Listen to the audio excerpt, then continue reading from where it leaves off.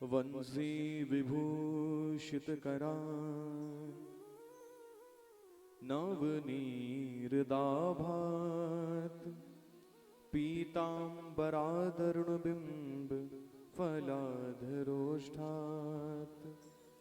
पूर्णेन्दु सुंदर मुखा दरविंद नेत्रात् कृष्णात् परं किमपि तत्त्वमहं न जाने। गजाननं भूतगणादिसेवितं कपित्यजम्बूफलचारुभक्षणम् उमासुतं शोकविनाशकारकम्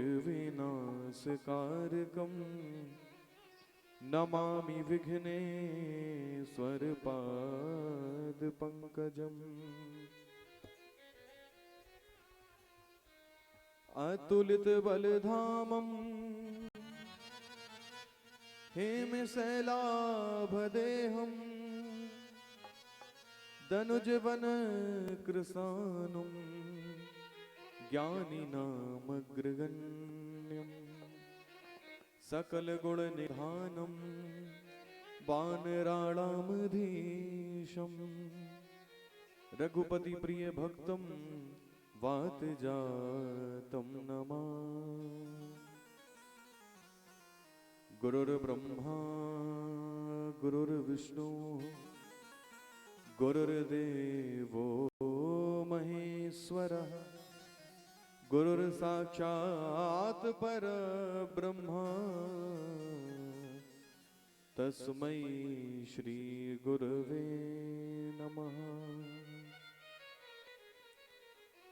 या देवी सर्वभूतेषु भक्तिरूपेण संस्थिता नमस्तस्यै नमस्तस्यै नमस्तस्यै नमो नमः।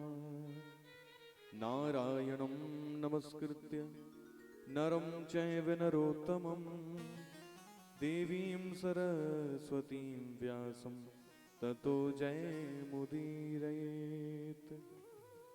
मंगलं भगवान् विष्णुः मंगलं गरुडध्वज मंगलं पुंडरीकाक्ष मंगलायस्तनोहरि।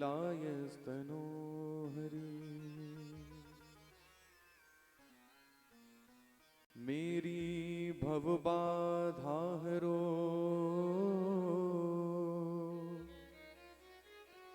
श्री राधा नागर सो जहाँ तन की छाई परे तो श्याम हृत द्रुति हो।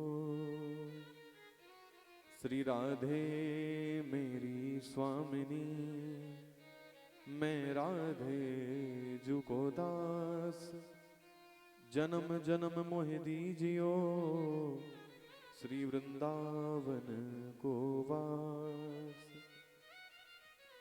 श्री राधे मेरी माँ तू है पिता मेरे घनश्याम इन दोनों के चरणों में मेरो बारंबार प्रणाम। बोलो श्री राधा रानी सरकार की जय हो। श्री बांके बिहारी लाल की जय हो। श्रीमद् भागवत महापुराण की जय हो।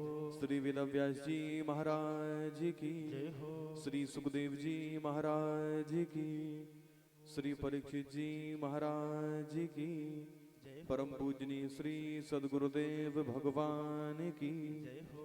बड़ी माता की जय हो। श्री हनुमान जी महाराज की जय हो। स्वामी श्री हरिदास जी महाराज की जय हो। साचे दरबार की जय हो। जय जय श्री राधे।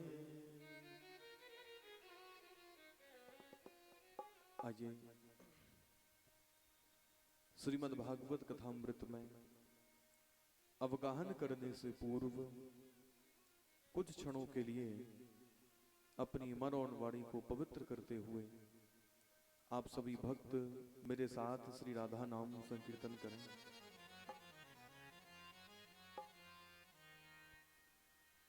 श्री राधे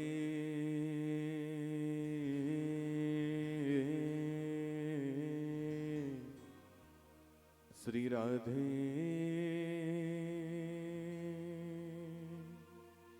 श्री राधे।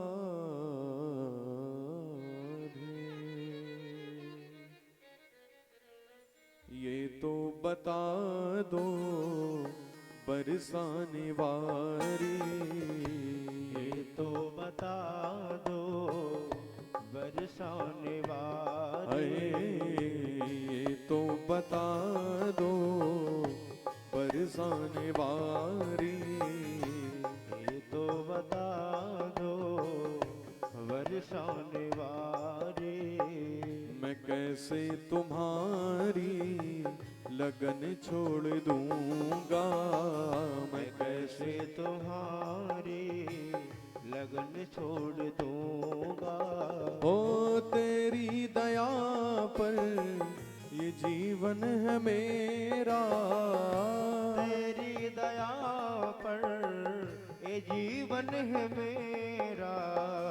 मैं कैसे तुम्हारी शरण छोड़ दूंगा, मैं कैसे तुम्हारे शरण छोड़ राधे, मैं कैसे तुम्हारी शरण छोड़ दूंगा, मैं कैसे तुम्हारे। थोड़ा प्रेम से ताली की सेवा करते हुए जय हो।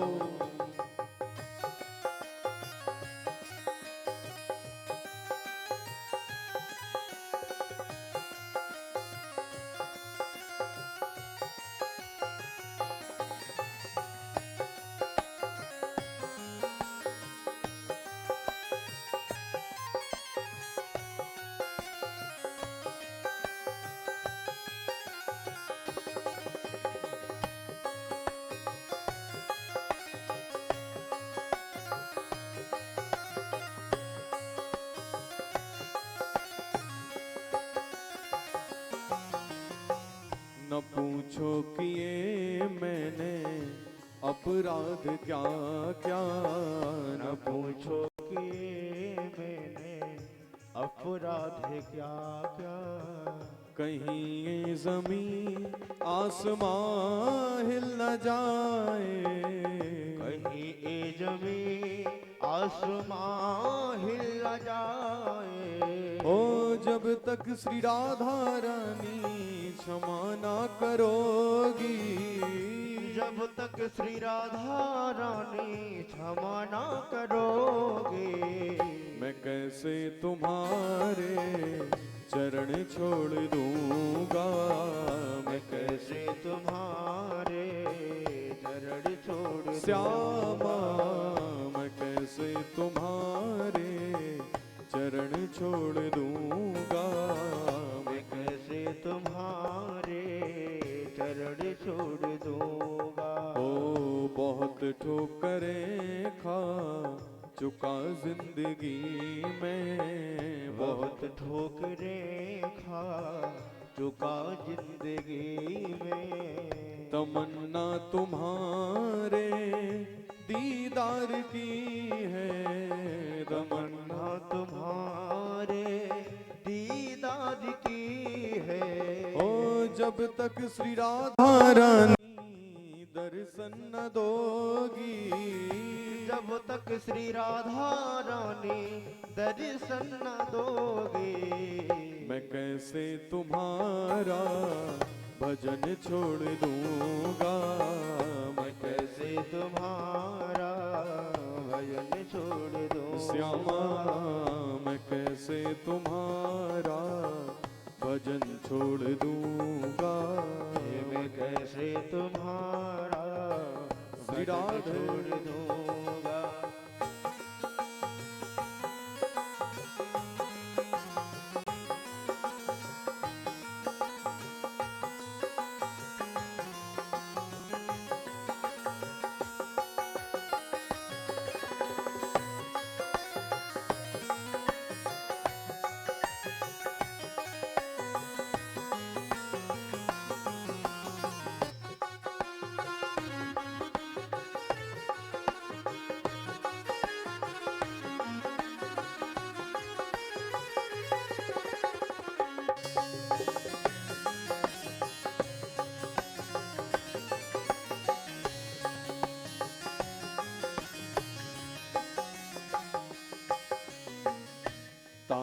न तारो है मर्जी तुम्हारी, तारो न तारो है मर्जी तुम्हारी, लेकिन मेरी आखिरी बात सुन लो, लेकिन मेरी आखिरी बात सुन लो। ओ मुझको श्री राधा रानी जो दर से हटाया, मुझको श्री राधा रानी जो दर से हटाया, तुम्हारे ही दर पे मैं दम तोड़ दूंगा, तुम्हारे दर पे मैं दम तोड़ दूंगा। श्यामा तुम्हारे ही दर पे मैं दम तोड़ दूंगा, तुम्हारे दर पे मैं दम तोड़ दूंगा। ओ श्री राधे राधे श्री राधे, ओ श्री राधे राधे श्री राधे, बोलो श्री राधे राधे श्री राधे, श्री राधे राधे श्री राधे, बोलो श्री राधे श्री राधे,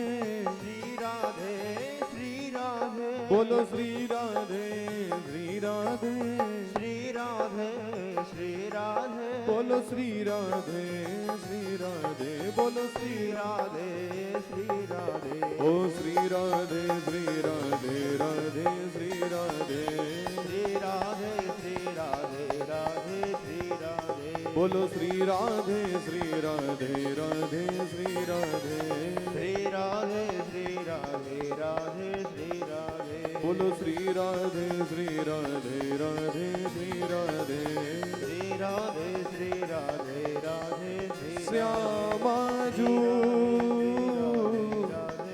ओ मेरी राधे,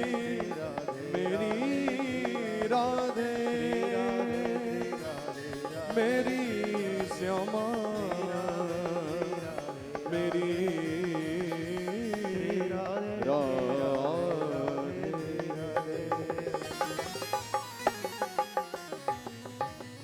बोलो बरसाने वारी की जय हो, श्री हरिदास दुलारी की जय हो, जय जय श्री राधे।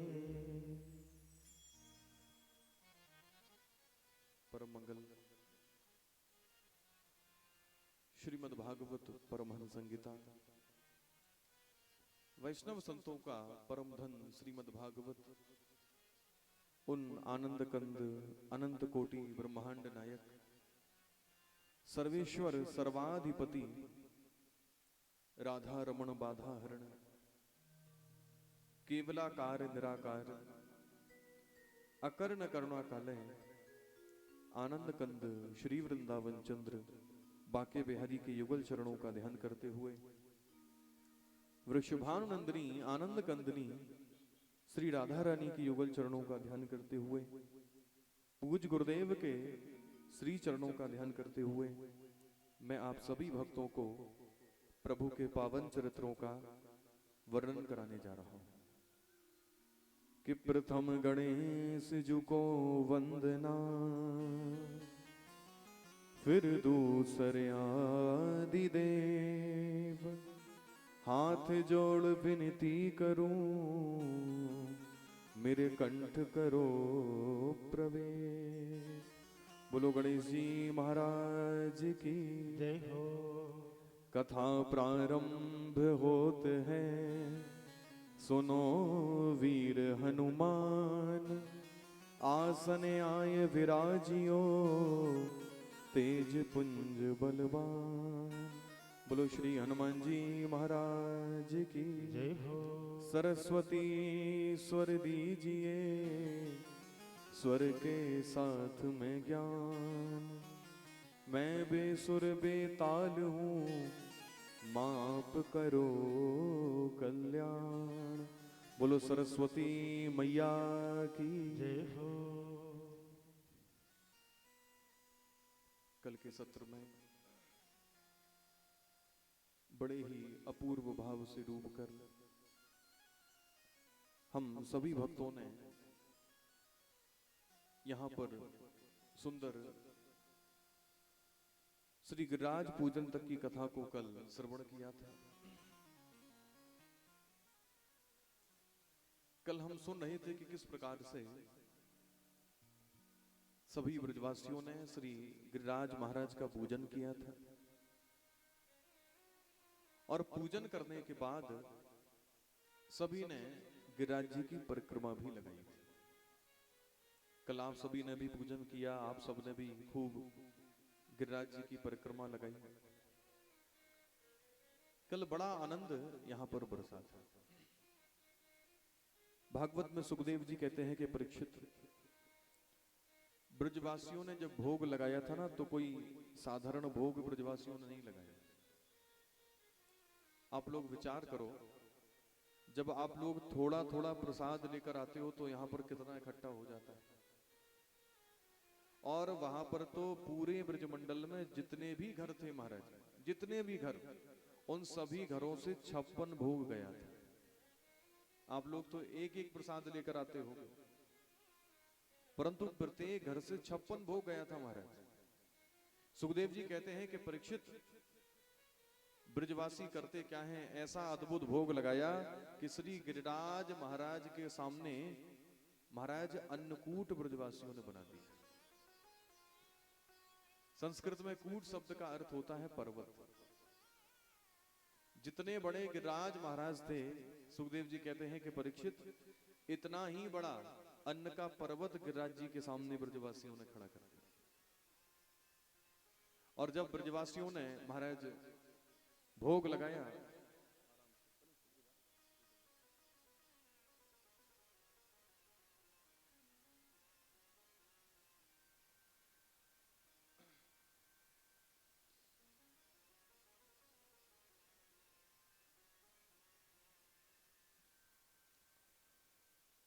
जब महाराज ब्रजवासियों ने भोग लगाया, और भोग लगाते ही ठाकुर जी करते क्या है कि एकेन रूपेण गिरौ विराजितो तथा द्वितीयेन च पूजको यः तम पूज्य पूजक रूप अद्भुतम श्री गोवर्धनम नित्यमुदा नमामि। जब ब्रजवासियों ने भोग लगाया है तो उस समय स्वरूप कैसा है, मैं कल निवेदन भी कर रहा था मंच से। एकेन रूपेण गिरौ विराजितो तथा द्वितीयेन च पूजको यः। एक रूप से तो बाहर खड़े होकर पूजन कर रहे हैं गिरिराज महाराज का, और दूसरे रूप से गिरिराज जी के अंदर बैठकर भगवान सबकी पूजा भी स्वीकार कर रहे हैं। और सुखदेव जी भागवत में कह रहे हैं कि परीक्षित, जब ब्रजवासियों ने भोग लगाया तो इतने गिरिराज महाराज प्रसन्न हुए, भगवान बड़ा सुंदर स्वरूप बनाकर, और गिरिराज पर्वत के शिखर पर साक्षात गिरधारी भगवान प्रकट हो गए।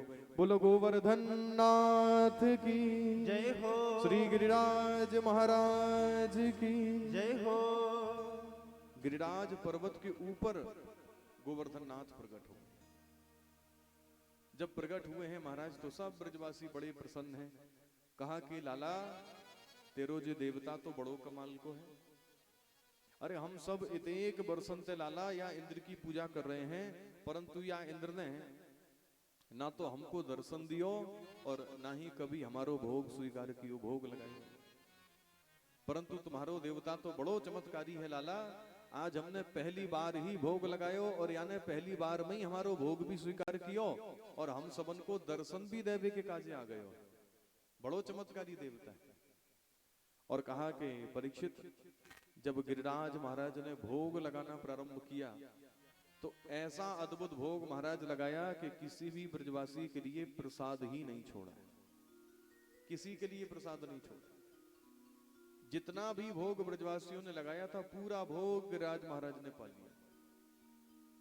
अब ब्रजवासी बोले, लाला हमको तो ऐसो दिसे तेरो जो देवता न जाने कितने जन्मन को भूखो। अरे जब हम इंद्र को भोग लगामते ना तो हमारो भोग कम से कम हम घर पे तो ले जामते, परंतु तेरो देवता कैसो है, याने तो हम सबन के काजे एक दाना भी नाए छोड़ो, प्रसादी भी नाए छोड़ी लाला। बड़े जनमन को भूखो है। पर देख लाला, अब भोग तो लगा दियो, जल पवावे की बात हमसे मत करियो। हम तो भोग में ही थक गए, जल हम नाए पिलाएंगे। ठाकुर जी बोले कोई बात नहीं, मत पिलाओ, जल पिलाने की व्यवस्था हमने कर रखी।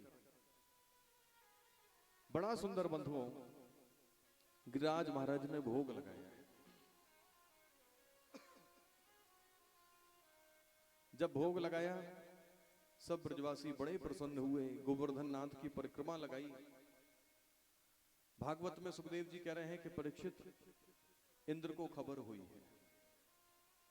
नारद जी महाराज ने जाकर खबर की कि इंद्र, ब्रजवासियों ने तुम्हारी पूजा बंद कर दी। अब महाराज जैसे ही इंद्र ने इस बात को सुना तो बड़ा क्रोध भागवत में आया है। बड़ा क्रोध इंद्र ने भागवत में दिखाया, क्योंकि हमारे यहां इंद्र को अभिमानी देवता कहा गया है। बड़ा अभिमान है। और भगवान ने गिरिराज जी का पूजन करवाया क्यों है? भगवान कहते हैं कि भैया मैं अभिमान किसी का नहीं रहने देता, मैं अभिमानी व्यक्ति को जल्दी गिराता हूं। याद रखना बंधुओं, संसार में बड़ा वो नहीं है जिसके पास खूब पैसा है, जो महाराज अकड़ के चलता हो, वो बड़ा नहीं है संसार में। सबसे बड़ा कौन है? फूल की तरह जो खिलता होगा, सबके जख्मों को जो सुलता होगा। फूल की तरह जो खिलता होगा, सबके जख्मों को जो सुलता होगा, और होगा संसार में सबसे ऊंचा कद उसी का, सबसे झुककर जो मिलता हो। याद रखना, जिसके अंदर अभिमान नहीं, जो सबसे झुककर मिले, संसार में सबसे बड़ा वही है महाराज। तो आज इसको भागवत में बड़ा क्रोध आया कि एक छोटे से बालक के कहने पर इन ब्रजवासियों ने मेरी पूजा बंद की, तो आज मैं इन ब्रजवासियों को छोड़ूंगा नहीं। अब मैं इन सभी ब्रजवासियों को मारूंगा। बड़ा क्रोध दिखाया है। और भागवत में सुखदेव जी महाराज इंद्र के लिए थोड़ा सा व्यंग कस रहे हैं। क्या व्यंग कस रहे हैं? कि परीक्षित देखो, इंद्र किन पर क्रोध करने के लिए जा रहा है, कितना बड़ा मूर्ख है। कि इंद्र सदात्मनां पूजाम विज्ञाय विहितां नृप गोपेभ्यः कृष्णनाथेभ्यो नंदादिभ्यश्चुकोपसः। चुकोपसः संस्कृत में कोप कहते हैं क्रोध को। कहा कि राजन, ये इंद्र किन पर क्रोध करने के लिए जा रहा है? बोले गोपेभ्यः कृष्णनाथेभ्यो, जिन ब्रजवासियों के नाथ हैं श्री कृष्ण, उन पर क्रोध करने के लिए, उनको मारने के लिए जा रहा है। महाराज भागवत में सांवर्तक मेघ बुलाए हैं। हमारे यहाँ शास्त्रों में लिखा हुआ है, ये जो सांवर्तक मेघ हैं, इनका काम होता है जब पृथ्वी को जल में डुबाना हो, जब प्रलयकारी वर्षा करनी होती है, तब ये सांवर्तक मेघ बुलाए जाते हैं। जब पृथ्वी का अंतिम समय होता है, पूरी पृथ्वी भगवान जलमग्न कर देते हैं, तब सांवर्तक मेघ आते हैं। तो कहा कि परीक्षित, आज उन्हीं सांवर्तक मेघों को इंद्र ने बुलाया है। आदेश दिया कि जाओ, जाकर ब्रज में इतना जल बरसाओ, इतना जल बरसाओ कि पूरा ब्रज उसी जल में डूबकर मर जाए। बड़ा महाराज अभिमानी है। भेजा है सांवर्तक मेघों को। सुखदेव जी कह रहे हैं कि राजन, कोई हल्की फुल्की वर्षा ब्रज में नहीं की। स्थूला स्थूला वर्षधारा मुंचत्व भ्रेषवीक्षण सह। बड़ी स्थूल, भागवत में तो लिखा हुआ है हाथी की सूंड आप सभी ने देखी है। जितनी बड़ी महाराज हाथी की सूंड होती है, उतनी मोटी मोटी बूंदें उन सांवर्तक मेघों ने ब्रज में बरसाई। स्थूला स्थूला वर्षधारा, बड़ी मोटी मोटी। और महाराज इतना जल बरसाया है, भूमिर न दृश्यते। सुखदेव जी कह रहे हैं कि परीक्षित, भूमि दिखना ही बंद हो गई, किसी को भूमि नहीं दिखती। अब तो ब्रजवासी घबराए हैं महाराज, और घबरा कर ठाकुर जी की शरण में ब्रजवासी आ गए, और कितना सुंदर भगवान से प्रार्थना कर रहे हैं कि कृष्ण कृष्ण महाभाग त्वन्नाथं गोकुलं प्रभो त्रातुमर्हसि देवानां कुपिताद् भक्तवत्सल। हे कृष्ण हम तुम्हारी शरण में हैं। हे भक्त वत्सल हम तुम्हारी शरण में हैं। देखो हमने इंद्र का पूजन तुम्हारे कहने पर बंद किया तो आज ये इंद्र हमको मारने पर उतारू हो गए। तो कृष्ण तुम हमारी रक्षा करो। बंधुओं हमारे ठाकुर जी का एक संकल्प है। हमारे भगवान कहते हैं कि जो भी मेरी शरण में आ जाता है तो अभयम सर्वभूतेभ्यो। जो एक बार भगवान की शरण में आ गया, भगवान कहते हैं मैं उसको पूरे संसार से अभय कर देता हूं। उसके अंदर संसार का कोई भय नहीं बसता। महाराज भगवान बोलते मैं अभय कर देता हूं। और रामचरितमानस की एक कथा है, उसमें ये दर्शन करने को भी मिला। प्रभु श्री राम जब वन के लिए प्रस्थान कर रहे हैं तो गंगा के तट पर खड़े हैं और सामने केवट जा रहा है। महाराज केवट को देखा तो आवाज लगाई। जब बुलाया है प्रभु ने, अरे भैया केवट हमको गंगा पार जाना है, जल्दी आओ। तो केवट क्या कह रहा है, मांगी नाव न केवट आना, कहां ही तुम्हार मरम में जाए। देखो कितनी बड़ी बात। जिनको वेद नेति नेति कह के प्रणाम करते हैं, कल हम सुन रहे थे ब्रह्मा जिनको पहचान नहीं पाए, आज भी हम सुन रहे हैं इंद्र जिनको पहचान नहीं पाए। और एक नाव चलाने वाला केवट कह रहा है कहां ही तुम्हार मरम में जाना। मैं नहीं आऊंगा। क्यों? बोले मैं आपको बहुत अच्छे से जानता हूं, बहुत अच्छे से जानता हूं। भगवान बोले ठीक है भैया, बड़ी अच्छी बात है तुम मुझे जानते हो, परंतु थोड़ा कृपा करो और हमको गंगा के पार उतारो। बड़ी विनती की महाराज। इस चौपाई में दो भाव हैं। हमारे ब्रज के एक संत थे, जब उनसे कभी सत्संग होता था इस विषय पर तो वो बड़ी अच्छी बात बताया करते थे। वो कहते थे राम जी ने नाव मांगी नहीं है, मांगी नाव ना, और बोले केवट आना। राम जी ने नाव नहीं मांगी, केवट स्वयं आ गया। अब वो तो भाव की बात है, परंतु गोस्वामी जी ने जो लिखा है वो यही लिखा है, मांगी नाव न केवट आना। राम जी मांग रहे हैं परंतु केवट नहीं आता। जब बड़ी प्रार्थना की महाराज तो केवट आया और एक शर्त रख दी। देखो सरकार आप आए हो, बड़ी अच्छी बात है, पार भी उतारूंगा, परंतु मेरी शर्त यह है कि मैं आपके चरण धुलना चाहता हूं। क्यों भैया चरण क्यों धुलने हैं? बोले चरण इसलिए धुलना चाहता हूं, हमने सुना है कि आपके चरणों की रज से पत्थर स्त्रियां बन जाते हैं, पत्थर स्त्री रूप से परिवर्तित हो जाते हैं। आप लोगों ने ये कथा भी जरूर सुनी होगी। गौतम नारी श्राप बस उपल देह धर धीर, चरण कमल रज चाहती सो कृपा करो रघुवीर। जब लक्ष्मण जी ने ये इस बात को सुना, लक्ष्मण जी बोले भैया और करो कृपा। आपकी बात यहां तक चलते चलते आ गई तो कहा सरकार आपके चरण धुलूंगा। तो केवट करता क्या है महाराज, कितना चालाक है। राम जी का चरण धुला, पहला चरण धुला और वो फिर जमीन पे रख दिया, दूसरा चरण धुलने लगा। जब दूसरा धुला तो बोला प्रभु अब पहले चरण में तो फिर से रेत लग गई आप। राम जी बोले ऐसे तो तुम पूरे जीवन हमारे चरण धुलते रहोगे और वो साफ ही नहीं होंगे। तो कहा कि सरकार फिर एक उपाय है। कौन सा उपाय? बोले तुम ऐसा करो